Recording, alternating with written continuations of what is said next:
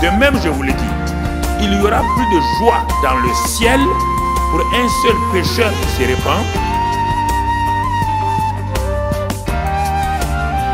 Je suis descendu sur la terre pour faire la volonté de mon Père. Et la volonté de mon Père, c'est que je me perde. Ce matin, nous vous saluons dans le précieux nom de Christ Jésus.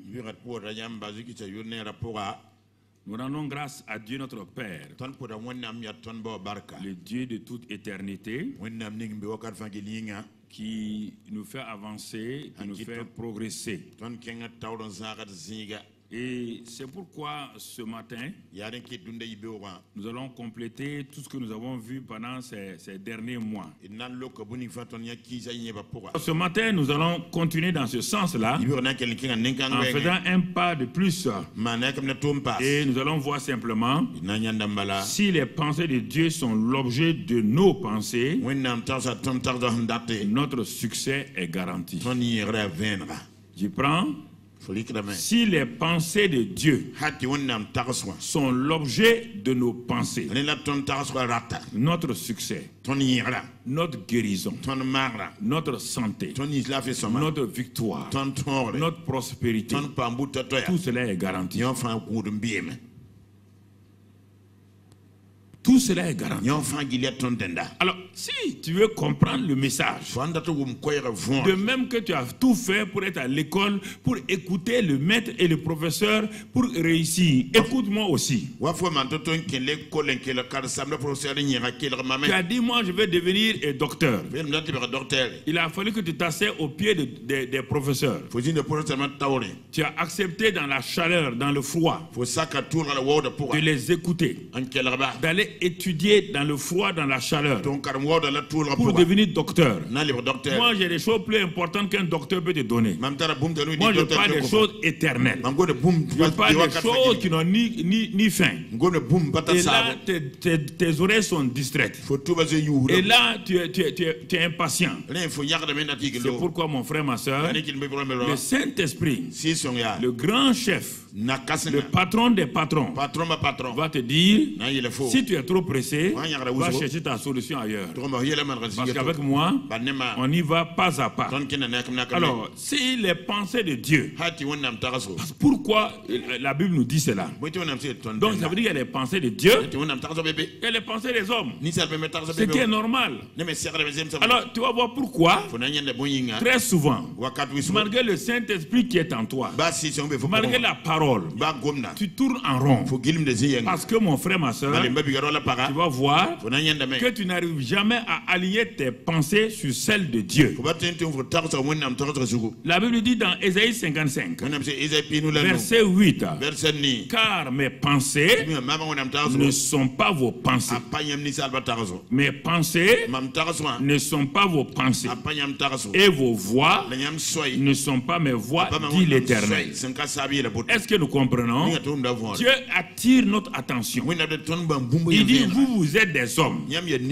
Moi, je suis Dieu. Il dit, mes pensées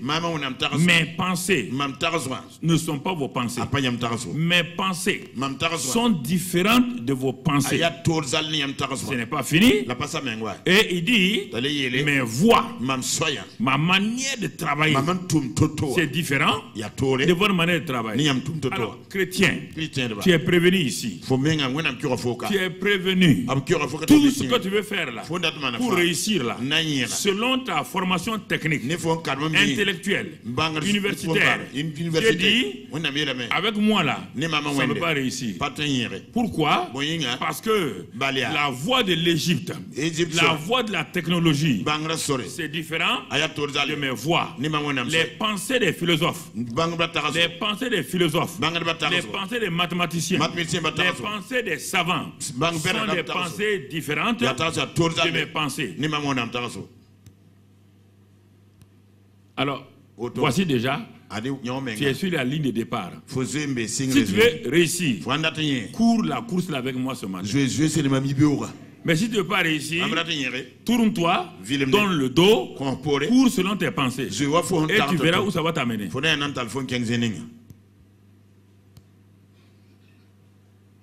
Ah, moi je vais faire ceci.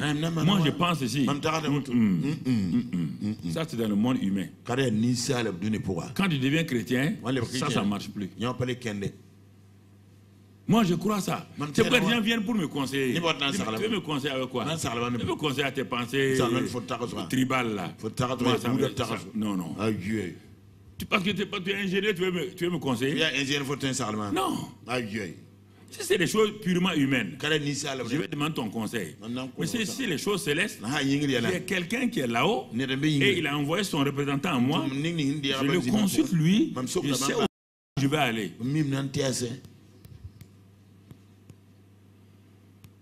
Et je le fais par quel moyen? Par la parole de Dieu. Dieu a mis sa parole. Tous les corps professionnels ont un livre. Un livre de référence. Les informaticiens ont un livre. Les médecins ont un livre. Les agriculteurs ont un livre. Mais pour la vie éternelle, il y a un livre. Si toi tu négliges ça, tu ne veux pas consulter. Même les meilleurs médecins là, ils ont leur gros document à côté d'eux. Ils ont appris, ça va pas. Il faut qu'ils aillent chercher la maladie, le médicament. Ils s'en vont chercher là-bas régulièrement. Alors, frères et sœurs, de quelle manière, qu'est-ce que tu as compris dans le christianisme? Tu es devenu chrétien là, c'est pourquoi? Parce que tu étais malade. Ou bien tu voulais un enfant, on a prié pour toi. Ça, c'est pas le but du christianisme. C'est pas son but. Ça sont les choses qui nous accompagnent. Regardons, nous allons voir une pensée divine exprimée et nous allons voir la réaction d'une pensée humaine qui réagit à la pensée divine et vous allez voir comment ce que je vous ai dit là. Il dit nos pensées ne sont pas ses pensées.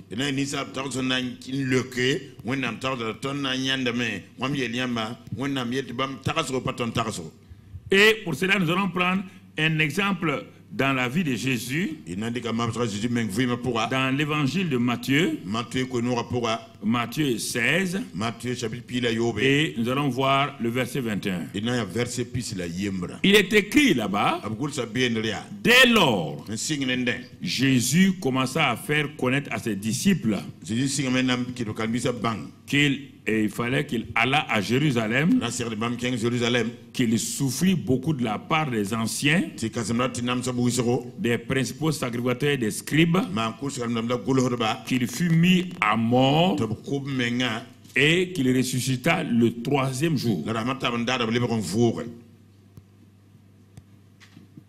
Écoutez, il dit, Jésus, qu'est-ce qu'il a? Ici, là, Jésus s'est arrêté et il a commencé à parler à ses disciples. Des gens qui sont avec lui, ses disciples.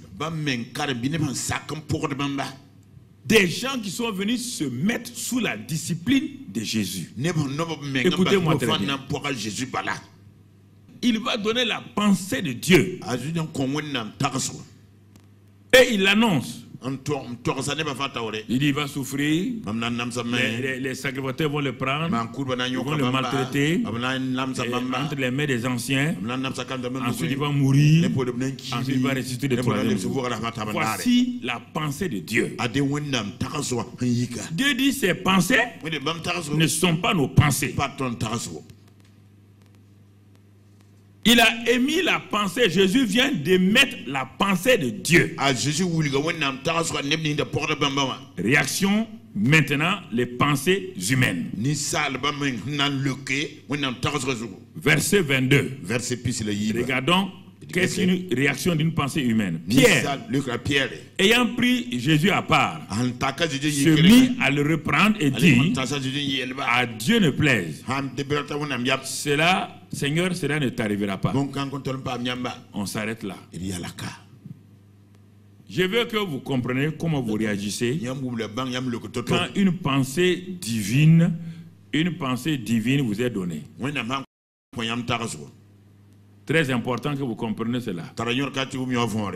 Quand une pensée divine vous est donnée. La pensée divine Dieu dit que vos pensées ne sont pas mes pensées.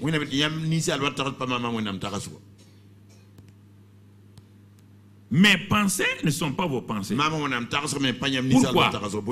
Parce que mes pensées, elles ne sont pas logiques selon vous les humains.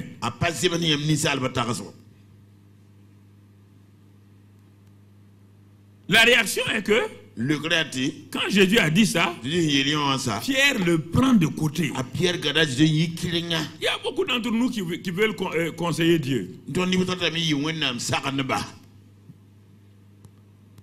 Mais la plupart du temps, quand vous partez prier, vous conseillez Dieu. Au lieu de prier, vous conseillez Dieu. Seigneur, bon, on aurait pu faire comme ça. Seigneur, si on fait comme ça. Seigneur, si... Tu es en train de faire quoi?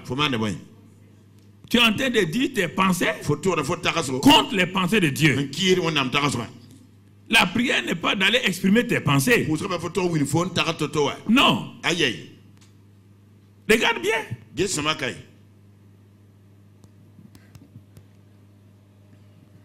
Il a exprimé les pensées humaines. Et vous allez voir que quand Jésus va nous expliquer tout cela, il va en même temps montrer, c'est important que nous comprenions, que la plupart de nos pensées là, viennent de Satan. C'est choquant, hein? Souvent, vous ne croyez pas. Vous croyez parce que vous êtes habillé en bazin, là, vous n'avez pas de pensée satanique. Satan n'est pas un sauvage. Satan est intelligent. Il est rusé. Satan n'est pas comme le féticheur du village. Dans votre tête, vous pensez. Un être qui est arrivé à amener derrière lui beaucoup des anges de Dieu. Toi, tu penses qu'il est bête?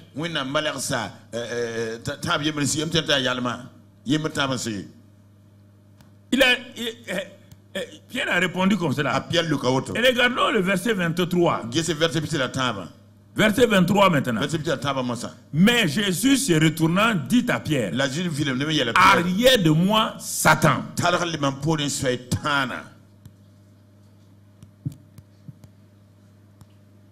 Si on comprenait ça, on va nous taire beaucoup et on ne va pas beaucoup trop réfléchir avant. On va réfléchir bien avant de parler.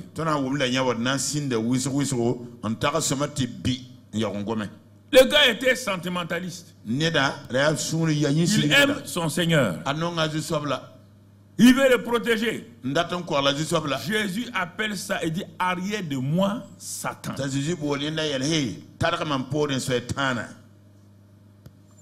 Arrière de moi, Satan.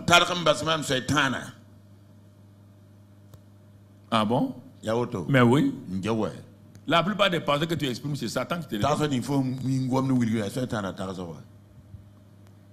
C'est que le problème, vous ne connaissez pas Satan. Vous ne savez pas qui il est. Vous n'avez pas assez étudié la Bible pour savoir qui il est. On dit qu'il est rusé. Il est comme parfois il se présente comme un ange de lumière. Et il a des pensées. Les pensées logiques. Les pensées qui sont des pensées avec un raisonnement scientifique. Bien placé. Ce que Pierre a dit là, il n'y a rien de mauvais dans ça. Mais Jésus dit, l'inspiration de ta pensée là, tu vas voir, elle est humaine, hein? Mais son inspiration est satanique. Lis là, il dit, Satan. Allez, moi, Satan. Tu mets en quoi? En scandale. Car tes pensées ne sont pas les pensées de qui? De Dieu. Mais celles de qui? Des hommes. Ce sont des pensées d'hommes, mais qui ont été inspirées par qui? Satan. Réfléchis bien. Quand on te dit la Bible, mais toi dis oui, on a dit ça, mais tel homme de Dieu a dit, automatiquement, qui t'a inspiré encore? Satan. Quand on te donne la parole de Dieu, tu dis, ça c'est pour l'Ancien Testament, c'est pas. C'est qui t'a inspiré? Satan. Regardez, C'est que Ésaïe 55 l'a dit. Est-ce que Jésus dit là? Ésaïe est venu 700 ans avant Jésus. Il dit la même chose. Il a exprimé les pensées de Dieu. Pierre réagit. Jésus dit, d'abord, arrière de moi Satan. C'est pour lui montrer que la pensée est inspirée par qui? Qui est derrière la pensée? Et Satan a pris la bouche de qui pour parler? Donc Satan prend ta bouche chaque fois pour... Chaque fois, il prend ta bouche pour faire quoi? Dieu veut ta bouche pour parler. Satan aussi veut ta bouche pour parler. Mais pour que tu parles la parole de Dieu, la parole de Satan, il faut que tu sois soumis à l'un d'entre eux. C'est lui à qui tu te soumettras. Tu vas dire ses paroles.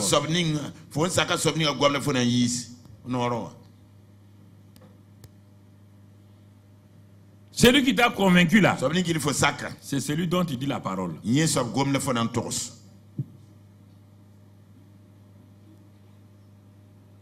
regardez, humainement, ça semble être bien. Quelqu'un que tu aimes, dit qu'il va souffrir, qu'il va mourir, qu'il va ressusciter. Et toi tu l'aimes, tu veux pas qu'il bouge. Tu vas vers lui, tu l'attrapes. Non, il te dit clairement, arrière de moi Satan. Arrière de moi Satan. Jésus il est ferme. Il n'est pas sentimentaliste. Arrière de moi Satan. C'est choquant. Mais c'est ça. Alors, bien aimés frères et sœurs, non, regardons bien chaque fois les pensées que nous exprimons, soit elles sont inspirées par Dieu ou inspirées par Satan. Si c'est par Satan, c'est des pensées sataniques. Ce sont des pensées humaines purement. Mais si c'est par Dieu, ce sont des pensées divines. Retournons dans Ésaïe 55 là maintenant. Là où on a commencé, on retourne là-bas.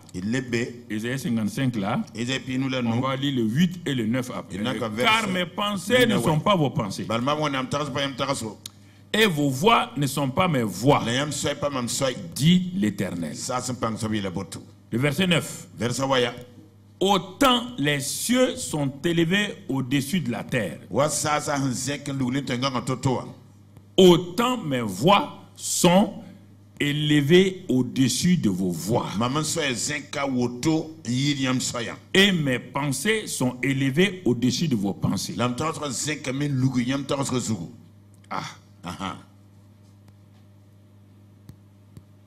Dieu me dit qu'il n'y a même pas de comparaison entre nos pensées. Depuis qu'on est tombé là, depuis que Adam est tombé, les pensées sataniques et humaines ont envahi les hommes sur la terre. C'est pourquoi il dit, chaque fois que vous voulez réagir, il faut apprendre à savoir d'où vient l'inspiration. La pensée que vous avez là, elle est venue de quoi? Les pensées sataniques ne sont pas obligatoirement des mauvaises pensées illogiques, non. Sinon, il n'allait jamais avoir quelqu'un. Jamais. Jamais. Ce sont des pensées séduisantes. C'est des pensées qui te font voir du profit. Ce sont des pensées qui... Il a exprimé ses pensées à Ève. Quand Ève a accepté les pensées de Satan à travers le serpent, elle a vu que le fruit de l'arbre était beau et bon à manger, alors qu'elle n'a jamais mangé le fruit. C'est la même chose avec Dieu. Dieu. Quand tu acceptes les pensées de Dieu, tu vas trouver que la chose est bonne. Il y a la paix en toi. Il y a la joie en toi. Mais quand tu acceptes la pensée de Satan, il y a aussi, la Bible dit qu'il y a un temps de plaisir dans le péché. Dans tout péché, il y a un temps de plaisir. Peut-être qu'il y a 5 minutes de plaisir et 3 heures de souffrance.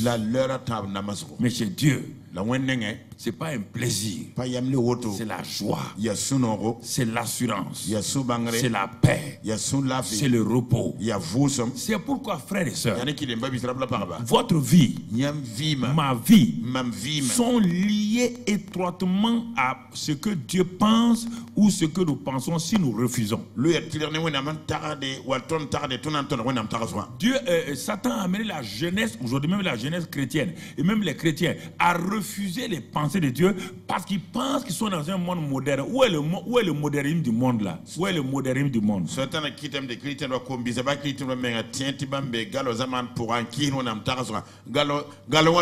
le monde d'aujourd'hui. Allez-y le comparer au monde il y a combien d'années en arrière. Il n'y avait que seulement les maladies et un peu de famine. Par rapport à aujourd'hui, tu laisses ton affaire au dehors, personne ne prend, rien. Pas d'insécurité, rien. Le modernisme là, regardez ses conséquences. Personne n'a confiance en personne. Les gens s'en vont de gauche. C'est la ruse, c'est le mensonge, c'est la corruption, c'est la méchanceté. Alors, notre modernisme, ça sert à quoi? On dit on est moderne, ça sert à quoi? Tout ce qu'on a inventé a sa conséquence. Les téléphones explosent. Les téléphones, quand il est trop utilisé, ça donne le cancer. Tout ce qu'on a inventé a des choses néfastes.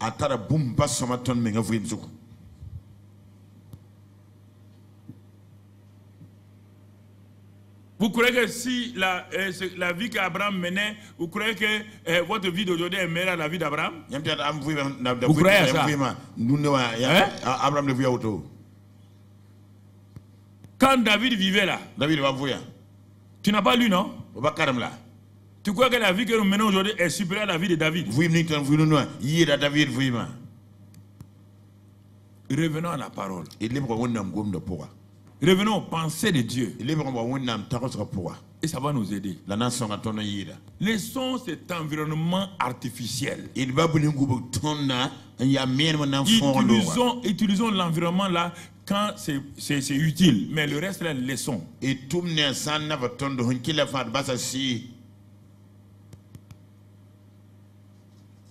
Nous devons comprendre ça. Regardez les pensées. Mes pensées ne sont pas vos pensées. Il dit, mais mes pensées sont supérieures à vos pensées. Mes voix sont supérieures à vos voix. Alors, quand les pensées de Dieu sont ainsi, quand les pensées de Dieu sont ainsi, pensée, parole, c'est la même chose. Car la parole est la pensée exprimée. Simplement, il n'y a pas de parole sans pensée. Personne ne peut parler sans penser. Non. Pensée et parole, c'est la même chose. Donc, quand il parle de pensée, c'est en même temps la même chose parole. Je parle simplement de la source de la parole qui est la pensée que tu exprimes. Dieu avait des pensées quand il voulait créer la terre. Dieu avait des pensées quand il a vu les ténèbres. Il avait des pensées. Il a exprimé en parole en disant que la lumière soit. Arrêtons le christianisme où on dépend de quelqu'un. Tout le temps, prophète, qu'est-ce que Dieu t'a dit pour moi? Qu'est-ce qu'un prophète peut dire? Il ne sait même pas ce qu'il doit dire pour lui. Toi, tu parles de monsieur.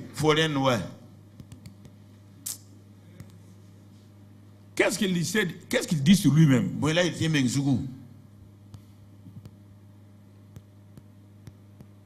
Regardez les résultats maintenant. Le verset 10 et 11. Jusqu'au verset 13 même.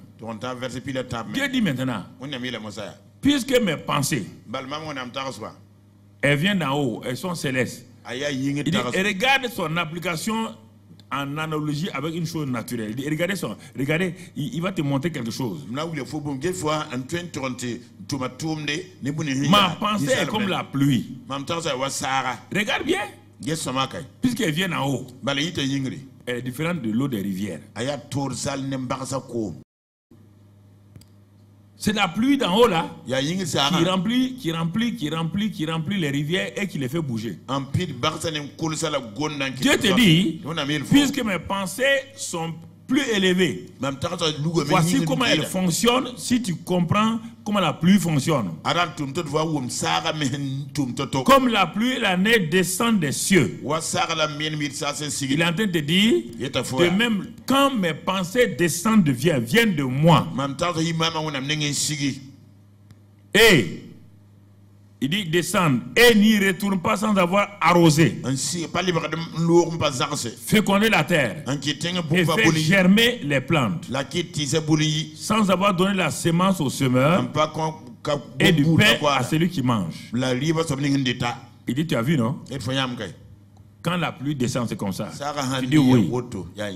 Il dit, ainsi en est-il aussi de mes pensées, paroles. Si tu t'accordes avec moi, il dit, regarde-moi le bénéfice. Ainsi en est-il de ma parole. Il dit, mes pensées qui sont devenues paroles. Quand mes pensées sont, quand elles sont exprimées sous forme de paroles, et elles sortent de ma bouche, Dieu te dit, si ce sont mes pensées, tu les as acceptées, que ce sont des paroles qui viennent de ma bouche, Dieu te dit, elles ne retournent point à moi sans effet, sans avoir exécuté ma volonté et accompli mes desseins.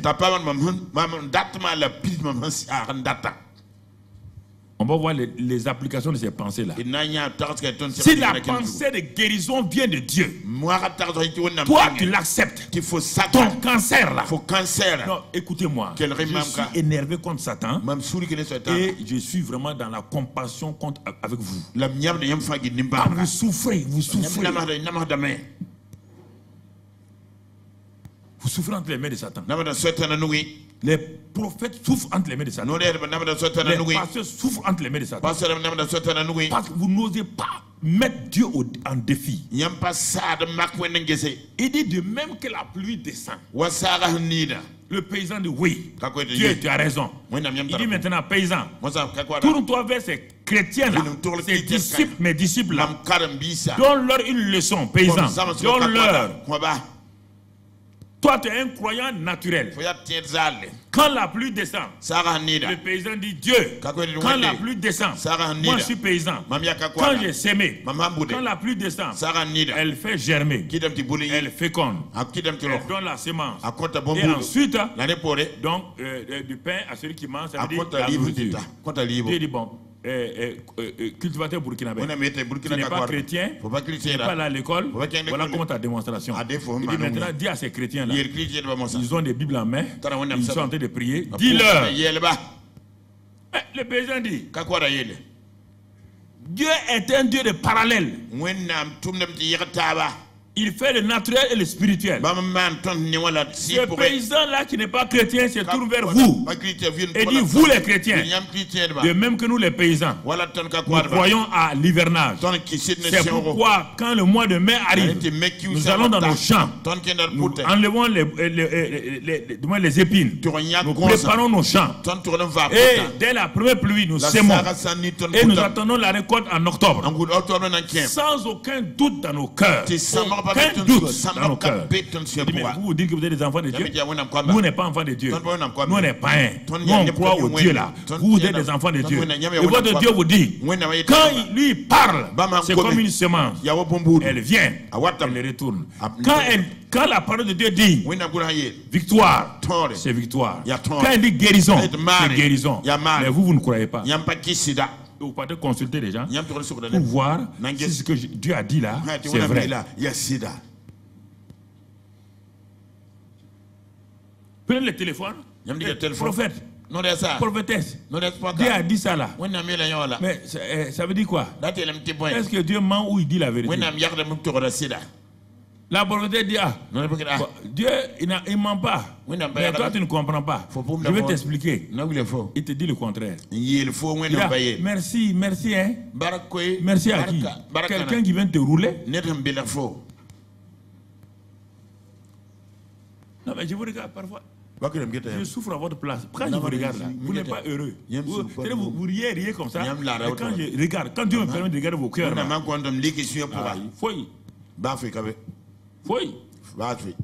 vous souffrez seulement. Puisque quand je vous entends parler aux gens, quand je vous entends parler, bon, en tout cas, on est parti, on a prié. Hein. Mais on ne sait pas si. Ah, bon. Ça veut dire que vous n'êtes pas heureux. Vous n'êtes pas heureux.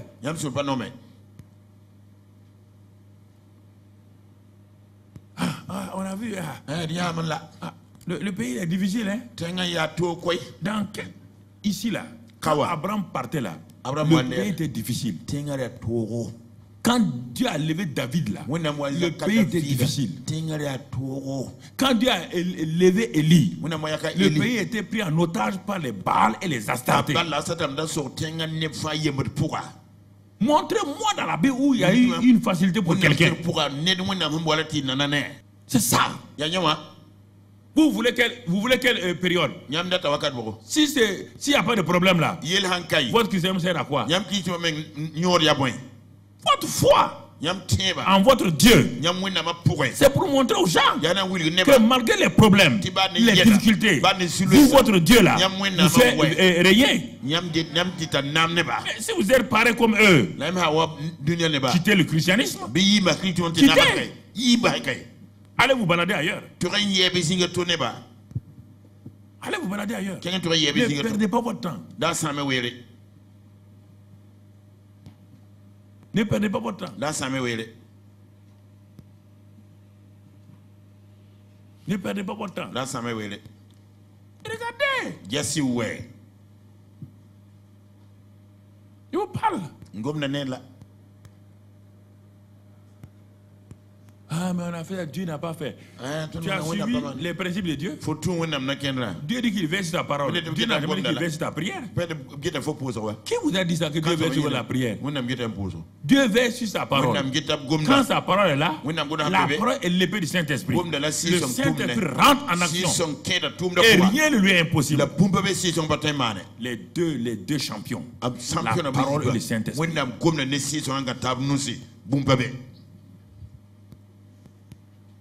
Vous voulez laisser la parole de côté? Un militaire sans armes, c'est un simple civil habillé en kaki. Un simple civil habillé en kaki. C'est fini. Le Saint-Esprit sans la parole, il n'est pas puissant par lui-même. Quand il manifeste la parole, quand tu vois sa puissance à l'œuvre, que tu vois sa puissance à l'œuvre. Le Saint-Esprit est en vous. Il est quoi?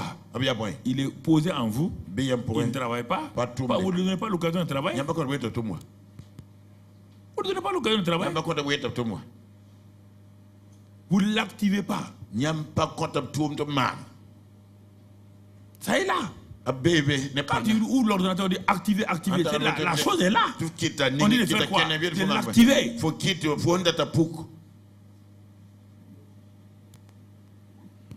Le Saint-Esprit est là.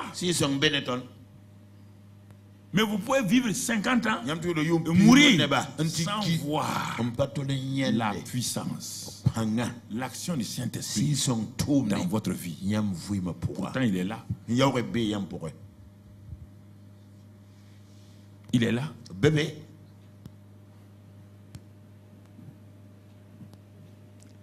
Alors, Dieu nous invite à recevoir sa parole. Regardons Philippiens 4, j'ai noté quelques passages. Philippiens 4 et au verset 8. Regardons là-bas ce que Paul nous dit dans ce passage. Paul nous dit ceci, mon frère. Philippiens 4, verset 8. Il nous dit: au reste, frère, que tout ce qui est vrai, tout ce qui est honorable, Vous entendez? Tout ce qui est vrai. Le vrai est lié à qui? Dieu. Tout ce qui est honorable, c'est lié à qui? Tout ce qui est juste est lié à qui? Tout ce qui est pur est lié à qui? Tout ce qui est aimable, l'amour, c'est lié à qui? Tout ce qui mérite l'approbation, c'est lié à qui? Ce qui est vertueux et digne de louange soit l'objet de vos pensées.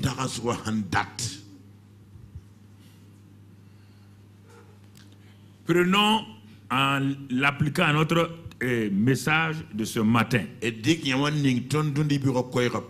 Voici au reste, frères, que toute pensée vraie, toute pensée honorable,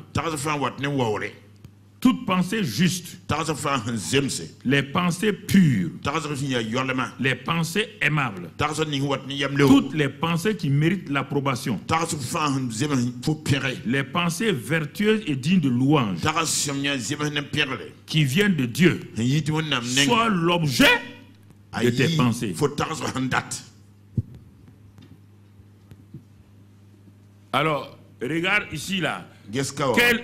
Tes pensées ce matin-là. Regarde tes pensées régulièrement. Regarde, enlève ici là. Il y a combien de mots? Il y a combien d'expressions ici? Il est dit vrai 1, honorable 2, juste 3, pur 4, aimable 5, approbation 6, vertueux 7, digne de louange 8. Regarde tes pensées.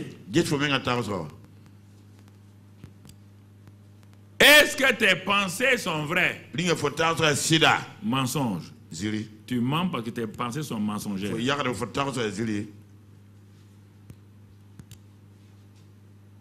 Tu pratiques l'impureté parce que tes pensées sont impures. Tu dis que Dieu n'a qu'à changer. On dit non. On ne peut pas prier pour changer les pensées. On peut, non. Quand ton logiciel a des problèmes, on change le logiciel. C'est ça. On ne peut pas. Dieu ne peut pas. Dieu n'a aucun pouvoir de changer mes pensées. Il peut les changer comment?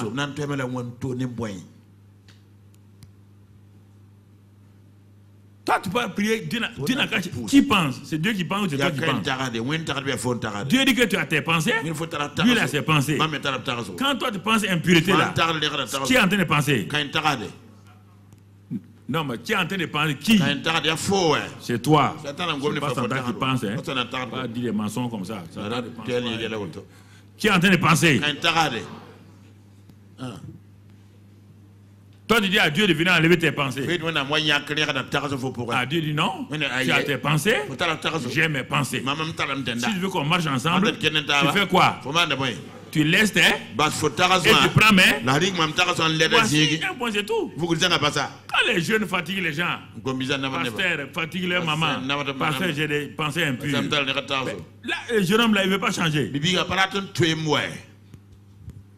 veut pas changer. Pas changer.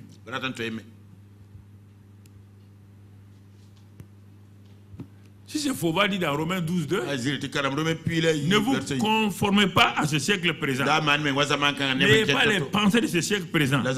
Mais soyez renouvelés dans votre intelligence. Par quoi? La parole de Dieu. Et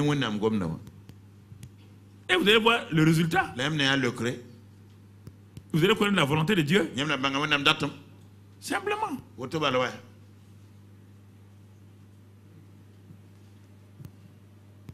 Les pensées, on dit, tu entretiens des pensées. On n'a pas dit Dieu les entretient, on n'a pas dit Satan. C'est toi qui entretiens tes pensées. C'est toi.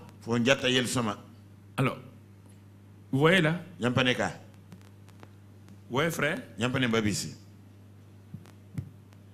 C'est pourquoi Proverbe 23 se dit qu'un homme est tel que son c'est. Un homme, non, on ne peut pas, un homme peut être différent de ses pensées. Quand on dit voilà le méchant là, il fabrique dans ses pensées, ses pensées-là, c'est une usine de mauvaises choses. Et maintenant, quand il agit là, ça vient de ses pensées. Sa méchanceté a été fabriquée quelque part dans ses pensées. Et il ne fait que vendre ces pensées-là de méchanceté-là. C'est pourquoi on dit que Saul de Tarse respirait le meurtre. Ses pensées, c'était de tuer les chrétiens, d'emprisonner les chrétiens. Mais quand il est né de nouveau, Paul a changé ses pensées. C'est pas Dieu qui a changé ses pensées. C'est Paul qui a changé ses pensées. Il a vu que ce qu'il faisait était mauvais. Toi, tu vois que ce que tu penses est mauvais. Toi, tu veux dire, Dieu n'a qu'à venir changer comment? Comment? C'est toi qui penses, non? Pourquoi tu veux penser mauvais, tu ne veux pas penser bon? Pourquoi toi, tu ne veux pas arrêter et penser bon? Quand tu vois une femme passer, tu penses mal. Quand tu vois quelqu'un, tu penses mal. Tu ne peux pas changer ça. Tu ne peux pas changer ça. Et Dieu n'a qu'à venir changer. Il peut mettre l'encre. Tu vas rester longtemps là-bas. Dieu changer les pensées de quelqu'un. On doit soit renouvelé par la parole.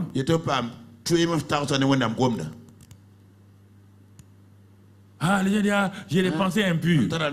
Les pensées impures, là, qui les fabrique? Qui les fabrique? C'est pas toi-même.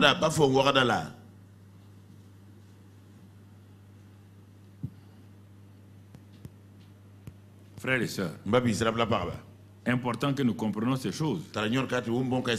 Si nous comprenons tout cela, le Seigneur va nous aider à aller de l'avant et nous allons progresser et nous allons comprendre les voies de Dieu et sa volonté va se manifester.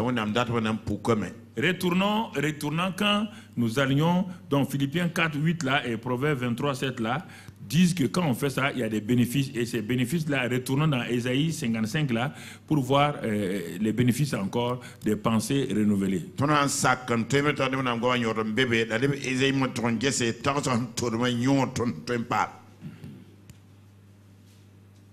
Il dit, ainsi en est-il, verset 11, de ma parole qui sort de ma bouche. Elle ne retourne point à moi sans effet, sans avoir exécuté ma volonté et accompli mes desseins. Lorsque les pensées, je prends les pensées de Dieu et j'en fais penser miennes et puis ensuite je les parle. Verset 12. Dieu dit, si vous faites ça là, il dit oui, vous sortirez avec joie et vous serez conduits en paix. Quiconque prend les pensées, paroles de Dieu, croit que les pensées, paroles de Dieu,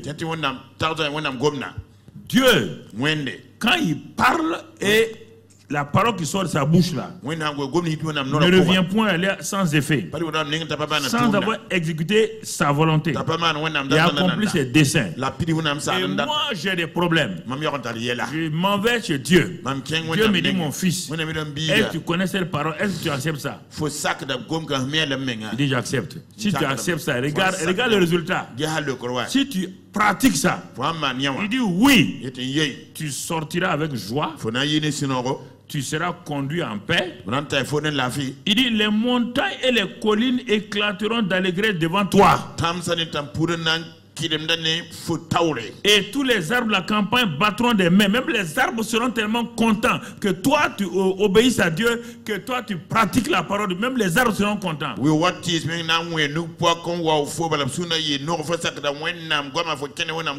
Il dit, au lieu de l'épine s'élèvera le cyprès et au lieu de la ronce croîtra le myrte. C'est des contraires. Et ce sera pour l'Éternel une gloire, un monument perpétuel impérissable. Voici quiconque prend les pensées de Dieu et les transforme en paroles et marque ça. Dieu dit, la paix et la joie sont pour lui. La prière n'a jamais donné la paix ni la joie. C'est l'obéissance qui donne ça. L'obéissance à quoi? À la pensée, parole de Dieu. C'est pourquoi dans 1 Corinthiens 2,16, on ne va pas le dire. Il dit, nous avons les pensées de Dieu, de Christ. Il dit l'homme charnel n'a pas les pensées de Christ. L'homme charnel discute.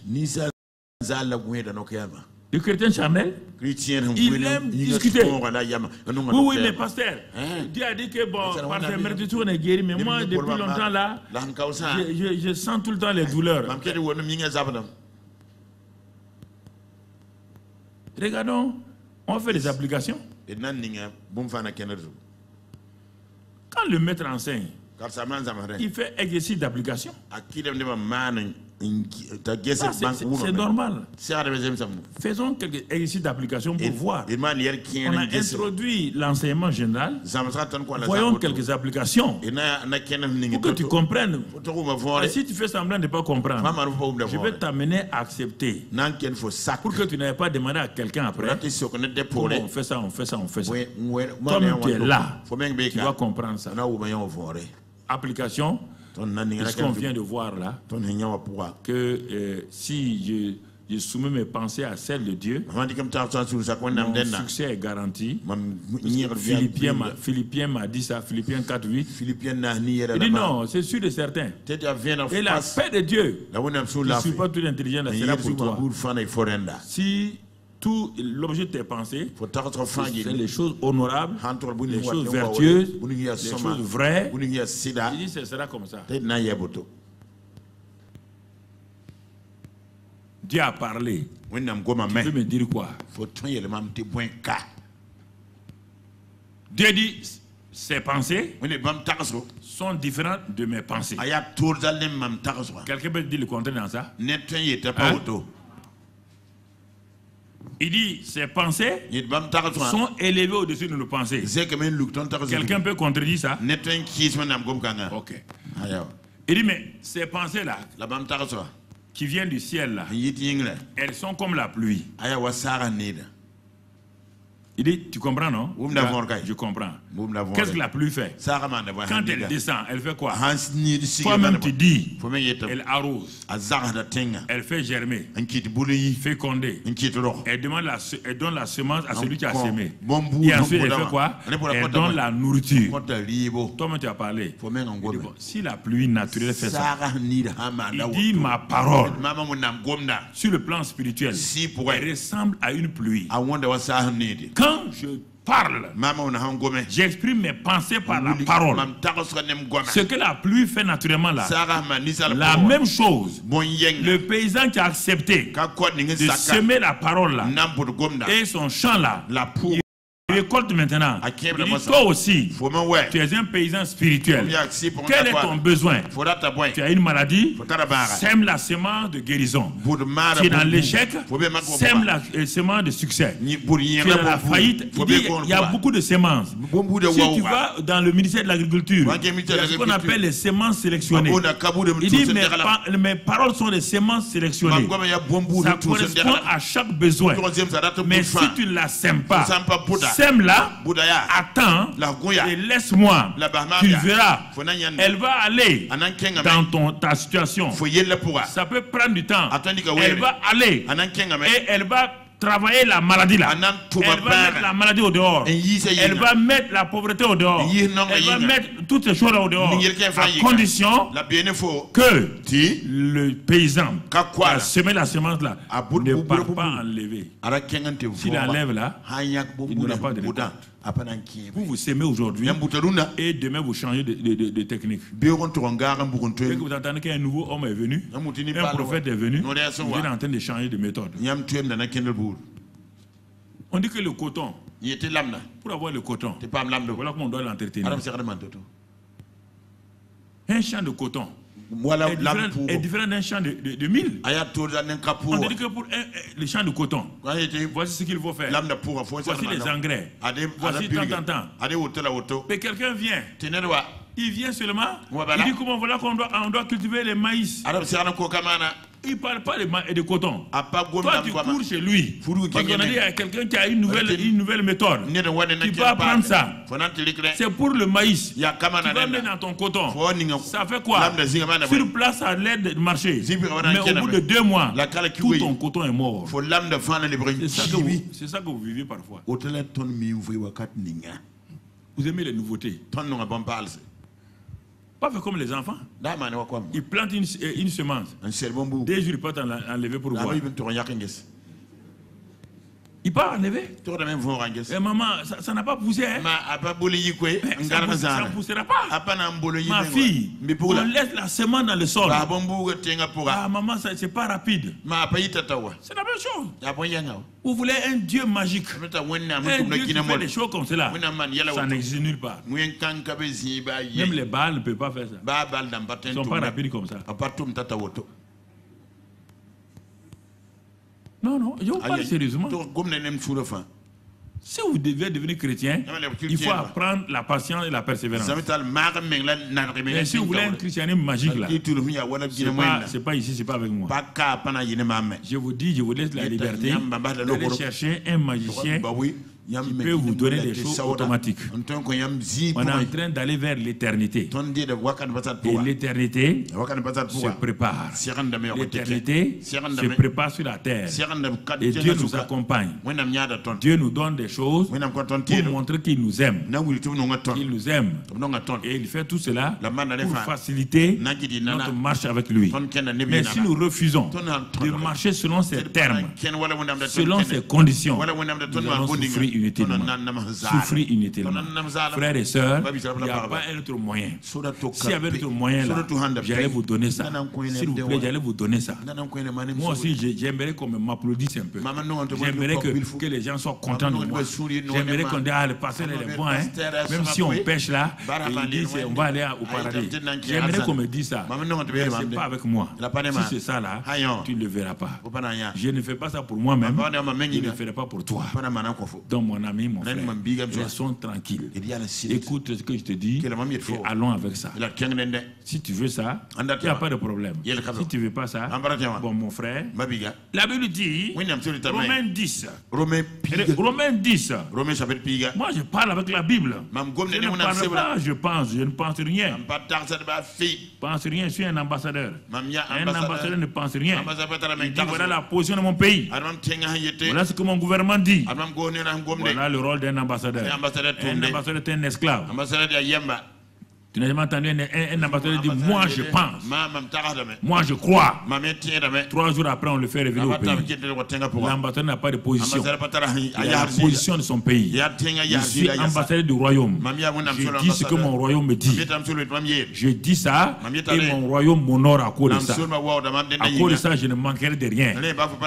Si je fais des compromis, mon royaume, mon roi ne prendra plus soin de moi. La Bible dit, qu'est-ce que la parole a dit donc? La parole est près de toi, dans ta bouche et dans ton cœur. Oui, bien. Quand Dieu te manifeste tes pensées, Dieu dit que ces pensées sont devenues des paroles. Et que ces paroles n'est pas loin. Elle est dans ta bouche, dans ton cœur. Et Dieu dit c'est la parole de la foi que nous prêchons. Je suis en train de prêcher la parole de la foi. La parole qui donne la foi, qui t'éclaire, qui te fait sortir des ténèbres, qui te fait sortir de l'échec. C'est ça que je te prêche. Le verset 9. Si tu confesses, donc si c'est la parole de la foi, si tu l'acceptes et tu la confesses de ta bouche, le Seigneur Jésus, et si tu crois dans ton cœur que Dieu l'a ressuscité des morts, tu seras sauvé. Sauvé encore. Sozo. Guéri. Délivré. L'âme prospère. Tous les 7 éléments de sozo. Quand tu acceptes la parole, quand tu crois la parole, quand tu confesses la parole. On n'a pas dit quand tu pries. Il n'y a pas de prière ici. La prière a son temps. Ici, il n'y a pas de prière. Quand tu vas prier contre la parole, ça va aller comment? La parole. Elle est près de toi, dans ton cœur. Mets-la dans ta bouche. Si tu la mets dans ta bouche, confesse-la. Confesse quoi? Ce que tu crois. Et dis, tu seras sauvé. C'est ça l'application.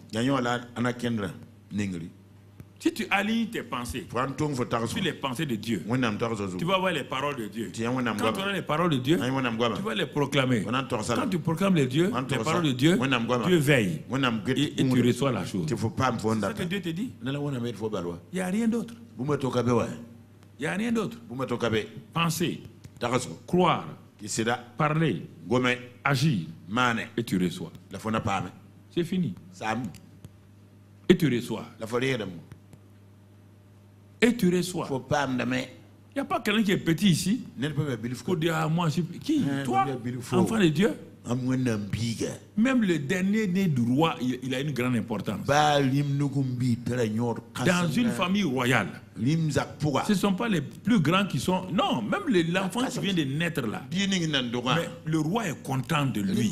Il a une importance aussi grande que le premier là. Il n'y a pas de quelqu'un petit dans le royaume des cieux. Ah non, non, non. Si tu es fils de Dieu, tu es né dans le royaume là, tu as une grande importance. Et tu dois honorer ton père. Tu dois l'honorer en lui montrant que tu as confiance en lui. Alors, quelques applications, on va voir dans quelques domaines. Oh mon ami, tu as parfois des montagnes sur ta route. Tu dis, Seigneur, comment je vais faire pour aplanir les sentiers là? Comment je vais faire? Oh Seigneur, comment je vais faire? On va prier, on va prier. Avant d'aller à la prière, choisis la voix de Dieu d'abord. Regarde. Tu as des sentiers remplis de collines, de montagnes. Tu dis, mais qu'est-ce que je vais faire? Comment je vais faire? Je vais aller prier. J'ai dit, mon enfant, avant de prier, tu vas prier quoi? Il dit, regarde ce que je te dis là. Proverbe 3, verset 5. Proverbe 3, verset 5. Regarde ce que Dieu te dit. Il dit, confie-toi en l'Éternel de tout ton cœur. Et ne t'appuie pas sur ta sagesse. Bon, toi, tu veux aplanir tes sentiers. Tu ne t'appuies pas sur Dieu. Tu commences à aller prier, prier, prier. Ça va aller? On te dit quoi ici? Confie-toi en l'Éternel de tout ton cœur et ne t'appuie pas sur ta sagesse. Et c'est pas fini. Reconnais-le dans toutes tes voies. Et il aplanira tes sentiers. Moi, je prends ça. Toi, tu prends la prière. Moi, le même jour, il y a un exaucement. Toi, dans 3 mois encore, tu n'as rien vu. Regarde ce que la Bible dit. Confie-toi en l'Éternel de tout ton cœur. Et ne t'appuie pas sur tes pensées. Ta sagesse, tes pensées. Toi, tu vas prier. Et tu as tes propres pensées. Comment ça va marcher? Vous partez prier avec vos propres pensées. Viens, on va aller prier. Viens, ma soeur, viens m'aider, on va prier. On va s'accorder. S'accorder, c'est quoi? Sur tes pensées. Mais non. Ne t'appuie pas sur ta sagesse, ça veut dire que tes pensées. Et ensuite, reconnais Dieu dans toutes tes voies. Reconnais, ça veut dire quoi? Positionne Dieu. Mets-le en première place. Dans toutes tes voies.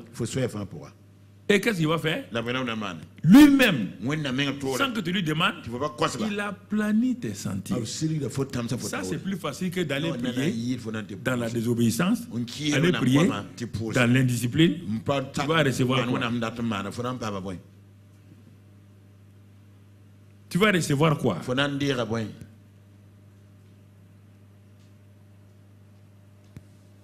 Non, je vous parle.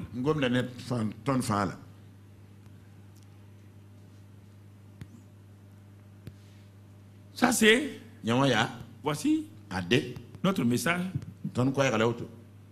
Si les pensées de Dieu sont l'objet de tes pensées,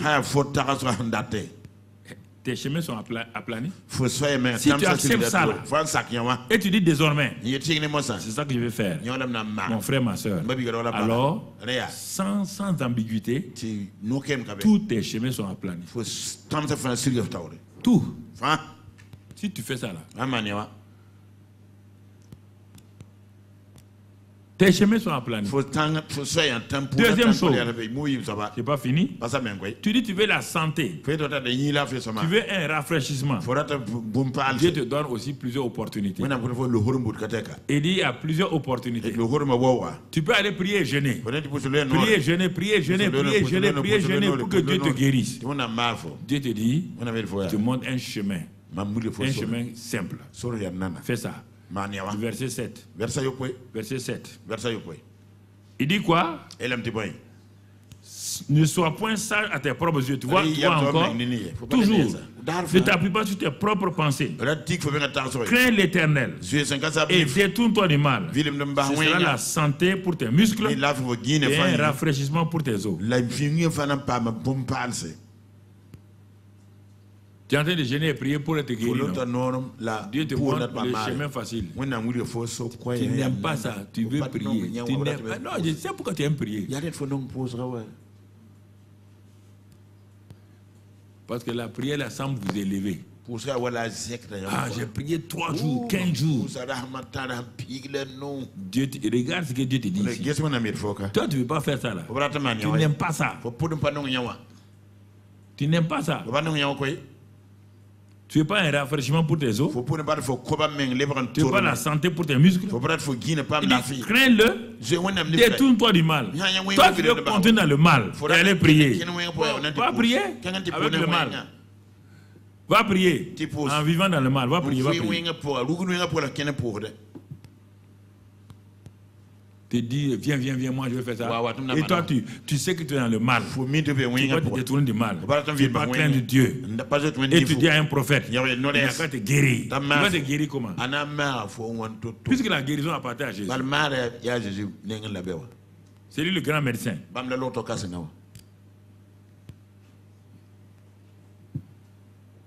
C'est pas fini. Ça c'est pour la santé. Regardons encore. Regardons au verset 9. Maintenant, au niveau prospérité. Honore l'Éternel avec tes biens. Et avec les prémices de tout ton revenu. Ça veut dire, les prémices là, c'est la même chose. Donc ça veut dire, mettons ça les dîmes et les offrandes. Bon, mettez dans le langage qu'on connaît. Avec les dîmes de tout ton revenu. On dit ton revenu. Qu'est-ce qu'un revenu? En matière de fonction publique, un revenu, c'est ton salaire net que le gouvernement te donne. Ce n'est pas ton salaire brut. C'est ton salaire net. C'est qui te revient dans ta poche. Ton salaire brut, c'est 200 000. Et ton salaire net, c'est 180 000. C'est les 180 000, c'est ça ton salaire net. C'est sur ça que tu donnes les dîmes et les offrandes. Maintenant, si tu as une grande foi, tu peux aller donner sur ton salaire brut. Mais Dieu ne va pas refuser. Mais Dieu te dit, ton revenu là, c'est ton salaire net.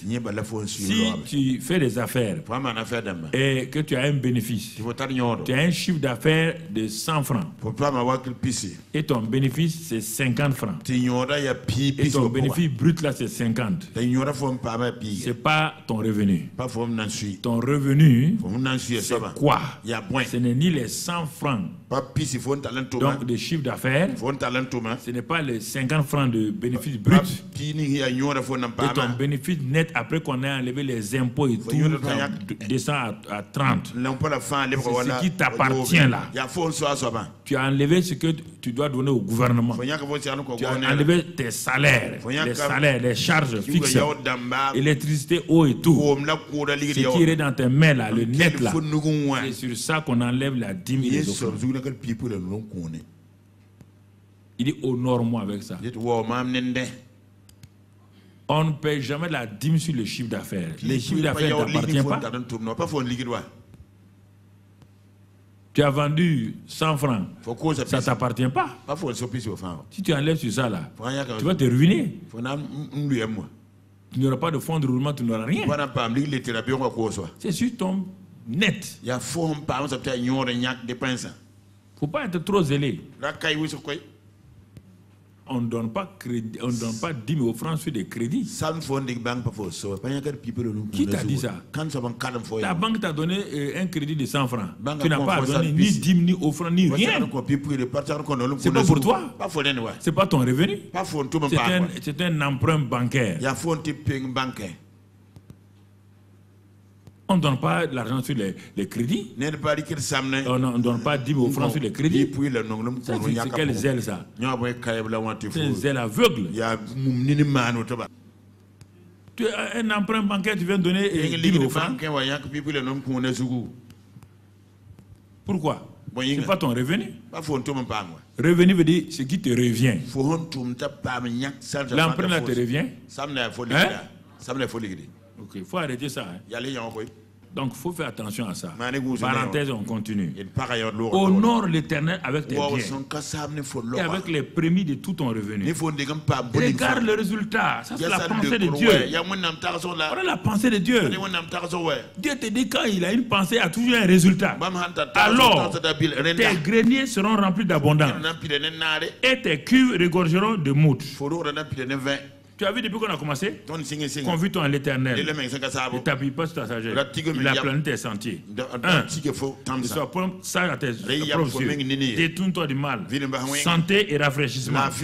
Au nom de l'Éternel. Ça, c'est les pensées de tout ça, c'est les pensées de Dieu. Et tes greniers seront remplis. Alors, toi, tu veux quoi? Tu vas aller prier où? Tu ne fais pas ça, tu vas aller prier. Tu vas aller prier faire quoi? Satan va te troubler. Voici. Voici les erreurs que vous avez faites. Tu es obligé de nous ramener. C'est l'ABC de l'évangile. L'ABC. Dès qu'on est converti, c'est ça qu'on doit connaître.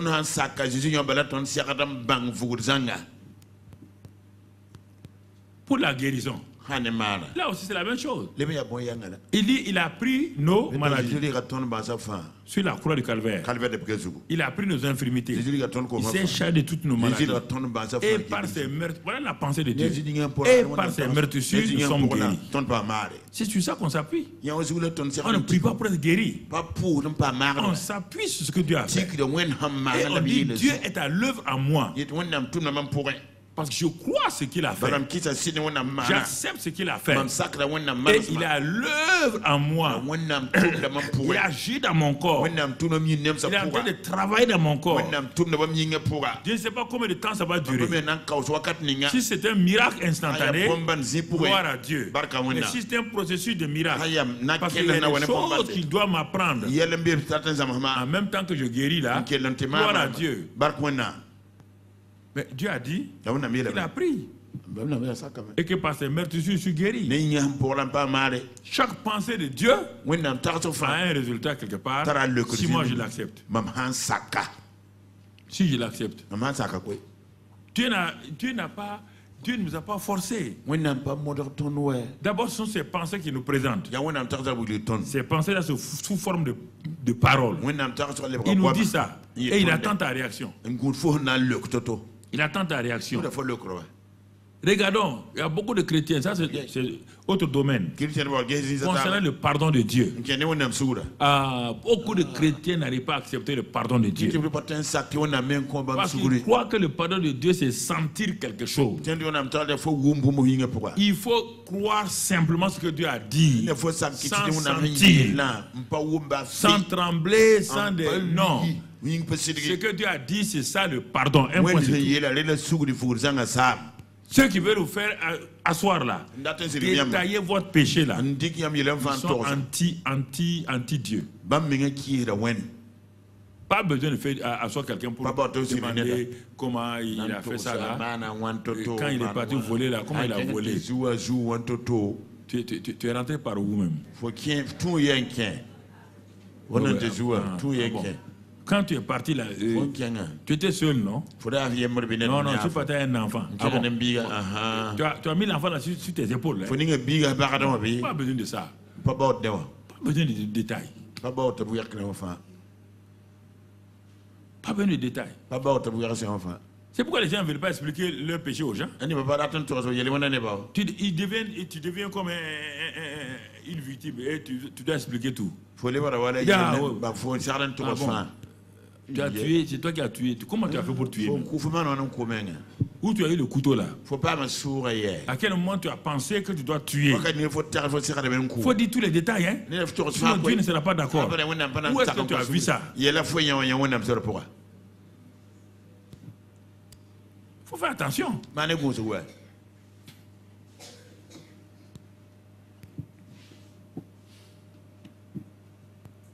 C'est ça. Le pardon de Dieu, Michée 7. Regardons la pensée de Dieu. Beaucoup de gens sont culpables, ils ne croient pas. Non, je vous dis ça, Dieu vient me voir, pasteur. Est-ce que Dieu m'a pardonné? Est-ce que Dieu m'a, non? Est-ce que Dieu m'a? Le prophète Michée. Il est dit, Michée 7.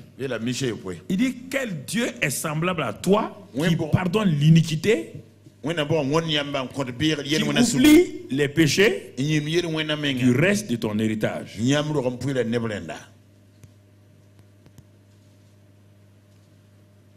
Alors, si quelqu'un t'a offensé, quelqu'un t'a fait du mal, s'il vient te demander pardon, il ne faut pas entrer dans les détails. Regarde ce que Dieu te dit. Il dit, mais quel est le Dieu qui est semblable? Toi, le pardon de notre Dieu est différent du pardon des autres dieux. Quel Dieu est semblable à toi? Dans le pardon là, tu es unique. Dans le pardon, tu es spécial. Les autres dieux demandent des détails, demandent ceci, mais toi, tu pardonnes l'iniquité. Quand tu as pardonné, tu oublies. Et ensuite, tu ne gardes pas ta colère à toujours. Les autres dieux là gardent leur colère à toujours. Et tu prends plaisir à la miséricorde. Verset 19. Il aura encore compassion de nous. Il mettra ses pieds, il mettra sous ses pieds nos iniquités. Tu jetteras au fond de la mer tous leurs péchés. Est-ce que vous entendez? Tu jetteras au fond de la mer tous leurs péchés. Toi, tu lis ça. Au lieu d'accepter ça, c'est la pensée de Dieu. Mais je n'ai pas senti. Parce que quand j'ai fait tout ça là, certains ont dit quand ils ont dit ça, leur cœur a fait. C'est faux. Leur cœur n'a rien fait. Ils mentent. Ils mentent. Dieu dit qu'il pardonne. Il oublie. Il jette les péchés. Mais regarde 1 Jean 1, 9. 1 Jean 1, 9. Femme, vous entendez? Vous partez pécher vos péchés de vos maris à 55 ans. Ça, c'est quelle histoire, ça? En 1932, tu m'as fait ça. Hein? Il t'a fait ça en 1932. Toi, tu as une mémoire de la guerre mondiale, toi. Tu as fait ça en 1932. Tout le temps rappeler ces choses. On dit Dieu oublie. Mais j'ai pardonné, je ne peux pas oublier. Menteur. Dieu oublie. 1 Jean 1, 9. 1 Jean 1, 9. Qu'est-ce qu'il est écrit là-bas? Si nous confessons, écoutez, vous qui m'écoutez là. Si nous confessons, toi qui jusqu'à présent ton cœur te condamne, et tout, dit, si nous confessons nos péchés, il est fidèle et juste pour nous les pardonner et pour nous purifier de toute iniquité. C'est simple, non? Il t'a dit, si tu t'assois pour détailler. Si nous confessons quoi? Nos péchés. Mais il faut dire le nom du péché. faut appeler péché ce qui est péché. Et bien aussi, bon, pasteur, il faut... non, péché c'est péché. Il faut dire c'est péché. Si nous les confessons, il est fidèle et juste. Premièrement, pour nous les pardonner. Deuxièmement, pour nous purifier de toute iniquité. C'est ça qui libère les gens. C'est ça la parole. N'attrape pas des gens dans vos tribunaux humains là. Viens t'asseoir, viens t'asseoir. Il faut dire aujourd'hui ce que tu as fait. Il faut dire, hein? Il faut tout dire. Bah, écoutez, s'il vous dit tout, il vous détruit en même temps. Il y a des péchés, si vous entendez les détails là. Vous qui venez d'écouter ça là. On vous tue en même temps. Vous êtes mort.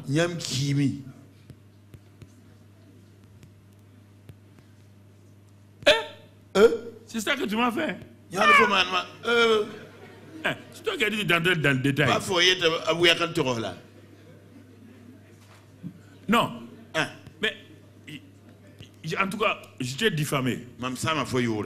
Je viens de te demander pardon parce que j'ai péché en te diffamant. Ah bon?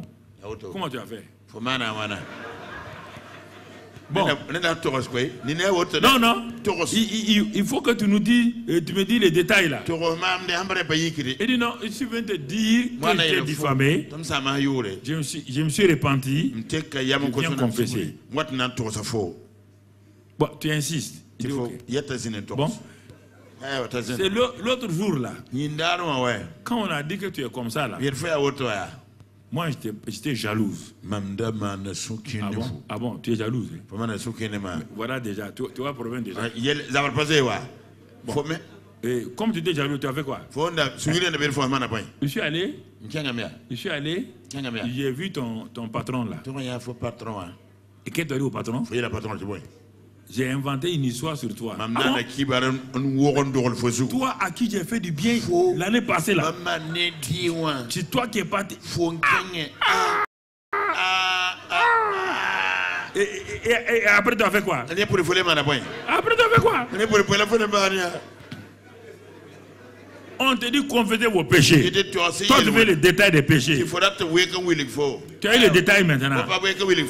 Et elle est pardonnée, oui ou non? Elle est pardonnée, oui ou non? Qui a un problème maintenant?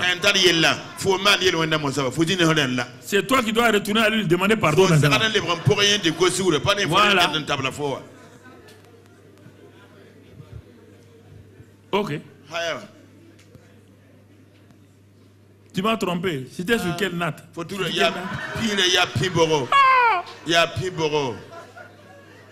Il m'a battu là, de là.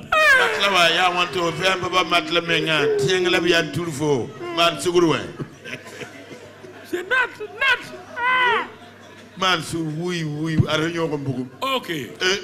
Écoutez. Non, je vous parle sérieusement. Vous créez des faux problèmes. Des détails qui rien. C'est pour quand quelqu'un pêche, il vient me faire des détails. Non. Arrête-toi là-bas. Arrête-toi là-bas. Parce que tu vas te détruire toi-même à mes yeux. Ce que tu vas détailler là. Quand je vais te regarder maintenant, je te vois. Parce que la mémoire n'oublie pas. Il faut accepter les demandes de pardon simplement. Dieu dit que, est-ce que Dieu demande les détails aux gens? Si Dieu devait demander les détails aux gens, mon ami, toute notre vie, on va finir de dire le péché. Il dit confesse. Et il est fidèle et juste. Parce qu'il est la victime expiatoire dans 1 Jean 2, verset 1 et 2. Il est notre avocat. Il est la victime expiatoire. Il est un avocat auprès du Père. Victime expiatoire. Pour tous nos péchés.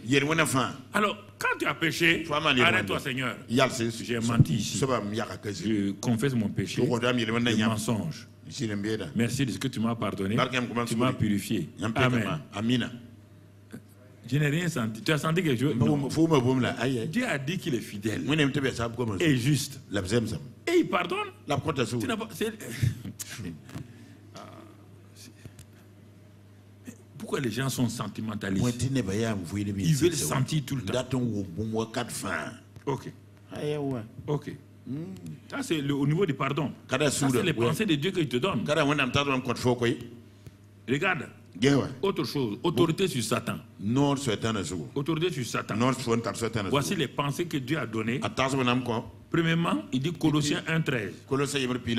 Il dit qu'il nous a transporté, il nous a donc délivré de la puissance des ténèbres. Vous entendez? Si tu es converti là, Dieu dit qu'il t'a délivré de la puissance des ténèbres. Il n'y a pas un homme qui va te faire la délivrance de la puissance des ténèbres. C'est une insulte au Saint-Esprit. Le Saint-Esprit t'a délivré. Tu n'es plus sous la puissance d'aucune forme de ténèbres. C'est pas fini. Et quand il a fait ça, il nous a transportés dans le royaume du Fils de son amour, en qui nous avons la rédemption et la rémission des péchés. Il nous a délivrés et transportés. Ça, c'est ce que le Saint-Esprit a fait. Que tu sentes, tu ne sens pas, tu es délivré et transporté. Accepte et remercie le Saint-Esprit. Le glorieux Saint-Esprit est venu habiter en vous. Et vous le laissez les bras croisés. Si quelqu'un me dit, mon fils, mon frère, viens, on va te délivrer. Non, je suis déjà délivré. Vous voulez des délivrances que vous avez déjà obtenues. C'est pourquoi vous avez des problèmes.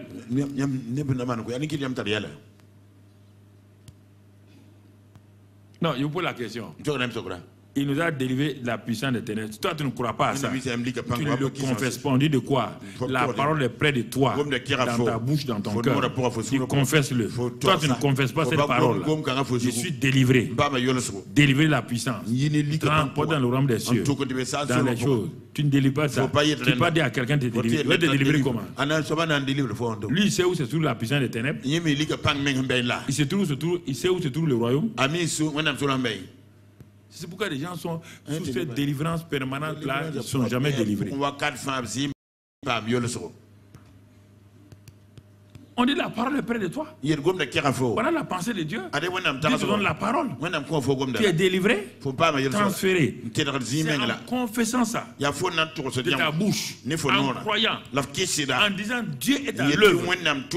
Ma délivrance est une réalité. Que le Saint-Esprit maintenant commence à agir. C'est pourquoi au séminaire de Pentecôte, quand je veux parler de l'onction, je vais te montrer que l'onction toute seule, il y a une combinaison de choses que tu vas voir.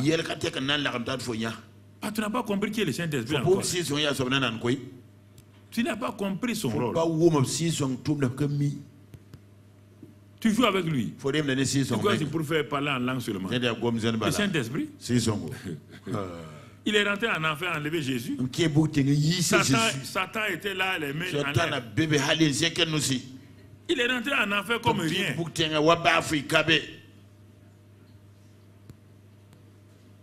Il a pris l'âme de Jésus et le mettre là-bas. Saint-Esprit est descendu là-bas, il est rentré. Il a fait sortir l'âme de Jésus. Il a été brûlé. Est-ce qu'il y avait une odeur de fumée sur lui? Mais le Saint-Esprit, il n'est pas mal à l'aise dans l'enfer. Il n'est pas mal à l'aise ailleurs que dans le cœur de l'homme. Toi, tu le mets mal à l'aise. Toi seul. L'enfer ne l'attriste pas. Mais toi et moi, nous l'attristons. L'enfer ne le blesse pas. Mais toi et moi, on le blesse. L'enfer ne peut pas le résister.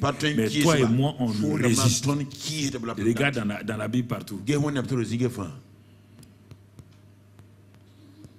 Il n'y a que l'homme qui bloque Dieu. Dieu a donné cette liberté à l'homme de le choisir tout le temps. Aucune créature ne peut s'opposer à Dieu. Il n'y a que l'homme. Il te donne la liberté de l'accepter et de refuser. C'est pourquoi ça tarde. Chaque fois que tu résistes, il respecte ta volonté. Mais c'est que tu souffres. Il sait que tu souffres. Mais tant que tu ne vas pas lui donner la permission d'agir, tu vas souffrir. Lui, Jésus est parti, il a été invité au nord de Canaan. Quand le vin est fini là, tu as vu Jésus se mêler de quelque chose? Tant que Marie n'a pas dit que le vin est fini, et le mari a dit, faites ce qu'il vous dira, la soirée allait se passer sans que Jésus n'intervienne. Si Dieu n'est qu'un simple invité dans votre vie, un invité poli, qui va à une réception, ne se lève pas pour faire des choses, il reste à sa place. C'est pourquoi Jésus est un simple invité dans ta famille, dans ton foyer, dans ton travail. Il ne se mêle pas. Il te regarde. Si tu veux qu'il agisse, fais tout ce qu'il te dira. Dès que tu fais, le Saint-Esprit rentre en toi. Tu n'as pas encore vu la puissance du Saint-Esprit. C'est que vous appelez la puissance du Saint-Esprit. Là, vous n'avez rien vu. Là, c'est votre chair là qui fait des choses. Tu comprends? Il dit parce que 1 Jean 4,4 dit que celui qui est en nous, celui qui est en nous là, il est plus puissant que celui qui est au dehors. Regarde tout ce qui est au dehors là. Qui est au dehors, Satan, en premier lieu? Le péché au dehors, la maladie, tout ça, ça vient du dehors. La pauvreté, tout ça, ça vient du dehors. On te dit que celui qui est en toi là, il est plus grand, plus puissant que tout ça. C'est le Saint-Esprit. Il est plus grand que tout ça. Mais si toi tu ne lui donnes pas la force, c'est toi qui lui donnes la force, il est puissant. Mais si tu acceptes, il manifeste sa puissance. Mais si tu ne veux pas, il va assister comme un puissant. Il regarde ta situation, il ne dit rien. Il ne dit rien. Mon frère, ma soeur. C'est pourquoi il dit soumettons-nous à Dieu, résistons au diable. Tu peux résister au diable. Jésus rempli du Saint-Esprit. Quand le Satan est venu, il a dit il est écrit. Il n'a pas tremblé. Le Saint-Esprit en lui maintenant, il n'a pas tremblé. Il n'a même pas prié. Arrêtez. Le Saint-Esprit en lui. Il vient de recevoir le Saint-Esprit. Le Saint-Esprit est venu sur lui. On dit Jésus est rempli du Saint-Esprit, conduit par le Saint-Esprit. Il l'a conduit dans le désert pour jeûner 40 jours. Quand c'est fini, il a faim. Satan vient en personne pour le tenter. Jésus n'a pas tremblé. Quand on est rempli du Saint-Esprit, il sait qui est en lui. Il sait que celui qui est en lui est plus puissant que celui qui est au dehors. Et il a utilisé la parole du Saint-Esprit en disant il est écrit. Quand il a dit il est écrit, Dieu a dit, Satan ne pouvait plus rien faire. Le Saint-Esprit a dit tu as entendu, hein? Petit Satan, tu as entendu? Il a dit quoi? Il est écrit. Il a dit quoi? Il a dit, c'est mon épée comme ça. Tu ne peux rien lui faire. S'il avait dit je pense, moi cet esprit je ne me mêle pas. Mais il a dit il est écrit. Dieu a dit. Moi, dès qu'il a dit ça, je me positionne. Pourquoi vous ne parlez pas au Saint-Esprit dans vos affaires, dans vos situations? J'ai honoré Dieu. Tout ça là, tout ce que j'ai dit là. Mais Dieu remplit mes greniers. Si tu vois un grenier, tu dis à Satan, écoute-moi, tu vois mon grenier là. Moi j'ai obéi à Dieu. Tu ne peux pas vider mon grenier. Tu ne peux pas le vider. Je crains l'Éternel. Dieu a l'œuvre en moi. Il agit dans mon corps. Il restaure tout mon corps. Il Il dit par l'abondance de la grâce et du don de la justice, je règne dans cette vie-là. Romains 5, 17. Il dit, Satan, écoute-moi, la loi du péché de la mort, par laquelle tu m'entraînais là, je ne comprenais pas. Mais je sais maintenant que Dieu a dit que par la loi de l'esprit de vie, j'ai été affranchi de la loi du péché de la mort. Romains 8, verset 2. La loi de l'esprit de vie qui est à moi, par le Saint-Esprit, m'a affranchi de la loi du péché de la mort. Donc la loi du péché de la mort, tu ne peux plus régner sur moi. Mais vous vous taisez. Vous voulez on va combattre. Quel combat? On dit de dire la parole est près de toi, dans ta bouche, dans ton cœur. Tu ne le dis pas. Tu dis quel combat? Le Saint-Esprit agit là où il y a la parole. Là où il y a la parole. Comprends ça, hein? Dis la parole. Confirme la parole. Et si tu fais ça là, il dit, ce n'est plus moi qui vis, c'est Christ qui vit en moi. Il dit, je vous ai donné l'autorité de marcher sur les serpents et sur les scorpions. Et sur toute la puissance de l'ennemi. Il ne peut rien vous faire. Toi, tu cours, que Dieu sorte derrière toi. Jésus te dit, le Saint-Esprit qui est en toi là, à cause de ça, je te donne le pouvoir de marcher sur les serpents et les scorpions. Et sur toute la puissance de l'ennemi. Et rien ne peut vous nuire. Toi, tu ne t'appuies pas sur ça. Tu ne dis pas à Satan. Il est écrit, moi, une telle, un tel, j'ai reçu le Saint-Esprit en moi, il est en moi, j'ai l'autorité de marcher sur tes serpents, tes scorpions, tu ne peux rien ne peut me nuire. Toi tu ne dis pas ça, on va le prier, Seigneur, tu vois, Satan est derrière moi. Besson, on va prier. Dis avec moi, Seigneur. Ceux qui sont en dehors, dites avec moi, Seigneur. Laissez vos Bibles et vos cahiers là. Seigneur, j'ai marché selon mes pensées. Et le résultat, c'est la tourmente, la confusion. Mais je viens de réaliser que je dois aligner mes pensées sur les pensées de Dieu. Et en les alliant, j'aurai la paix, la victoire, la joie, la prospérité, la guérison, la bonne santé. Seigneur, je te remercie. Par ta parole ne peut pas mentir. Tu as dit que lorsque tu parles, ta parole ne revient point à toi sans effet. Elle accomplit tes desseins. C'est pourquoi aujourd'hui je décide de croire de tout mon cœur à ces pensées et paroles et à les confesser chaque instant devant mes circonstances, devant mes situations, devant mes problèmes. Et je sais qu'en les confessant, le glorieux Saint-Esprit rentre en action et agit en ma faveur. Je ne veux plus laisser le Saint-Esprit inactif dans ma vie. Il est venu pour m'aider. Il est venu pour me soutenir. Il est venu pour me conduire. Mais jusqu'à présent, je l'ai laissé au chômage. Parce que je voulais faire les choses par moi-même.